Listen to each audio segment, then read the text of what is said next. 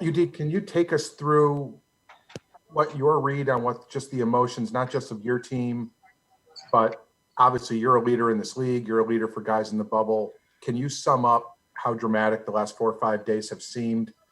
And does basketball still seem like the sanctuary that it's always been, or are things still really raw for anything to be a sanctuary right now?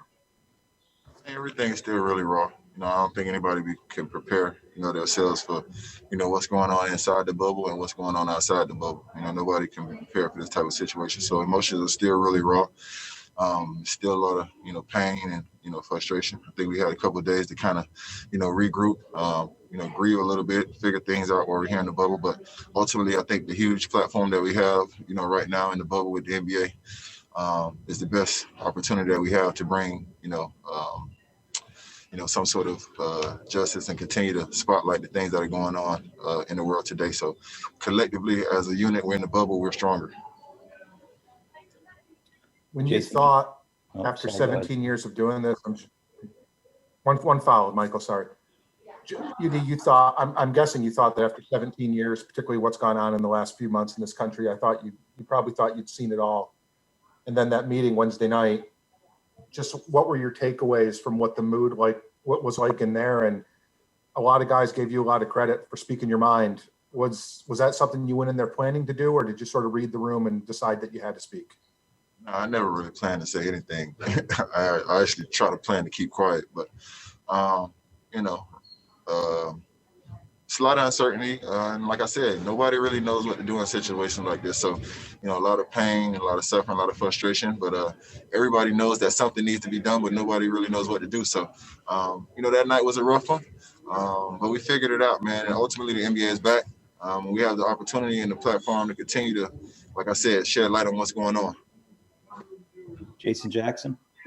Nothing about the past in these matchups necessarily provide you with any guarantees about what's coming. But since Giannis has become Giannis, going back, I guess, 4 seasons ago when he was All-Star the first time and most improved player, you all have ended up on the winning side of things more than not. Is there anything particular about the way that you all defend him and the Bucks that has led to that particular success? No, they're a good basketball team, man. They're very well coached. They're very solid from top to bottom. So we expect to have to perform for 48 minutes if we want to get a win in these games and in this series. They got shooters. They defend very well. They got veteran leadership, and they got everything you need to be a championship team. So can't say it's one specific thing we've done, but we can't really focus on one specific thing. It's going to be multiple efforts. Every night it's going to be a different effort. It might be a different guy, whatever it takes. Nick Friedel. You've been on a lot of different Heat teams over your career. Why do you think this particular group, especially with guys from different draft backgrounds, has come together as quickly as it has this year?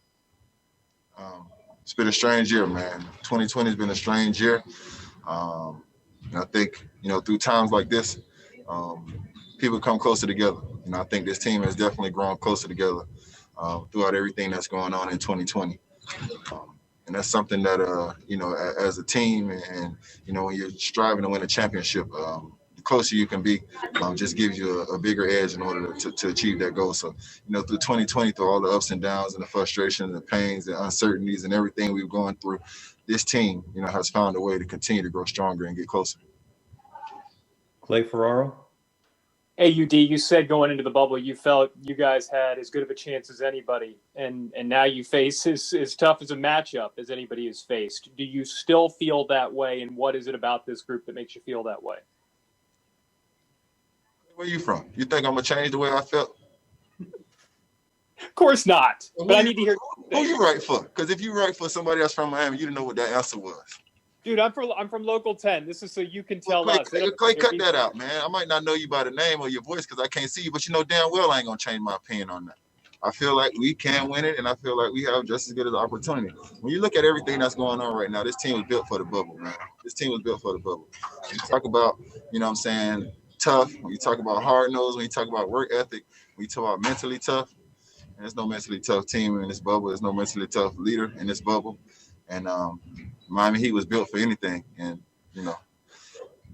when you got Mr. Miami on your team, no matter where you at in the bubble, you still got the home team. Anthony Chang, go ahead. Hey, UD, you've spoken highly about Tyler Hero pretty much all season, and you spoke highly about him again during seeding play. What did you learn about Tyler in that first round? He kind of made history with his 66 points in the first 4 playoff games in his career. How he stepped up and took the challenge defensively was the thing that was most impressive. It's no secret that, in the last series against Indiana, they were lining up our young guys, attacking our young guys, trying to get them in foul trouble, trying to get some easy buckets. Tyler was instantly, in the film room, going over extra reps with me and Coach Quinn, taking pointers. So, the way he responded defensively, in that first round and in that series was most impressive to me. We all know he can score the basketball. We all know how cool and confident he is, but the way he stepped up defensively in a playoff series, which is not easy for a young fella, was definitely impressive for me. All right, and last question, Shannon Irish. Udonis, you've been through a lot of different teams in the playoffs. How does it feel to be united across teams and being able to carry this message throughout the playoffs?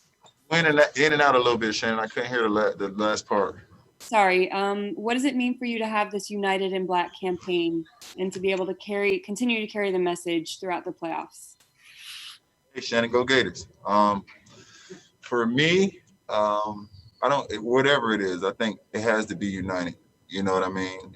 And for us to truly, truly make a difference on all of the issues that's going on today. We have to be united, whether it be united in voting, whether it be united in, what's going on, as far as whether we decided to play or not.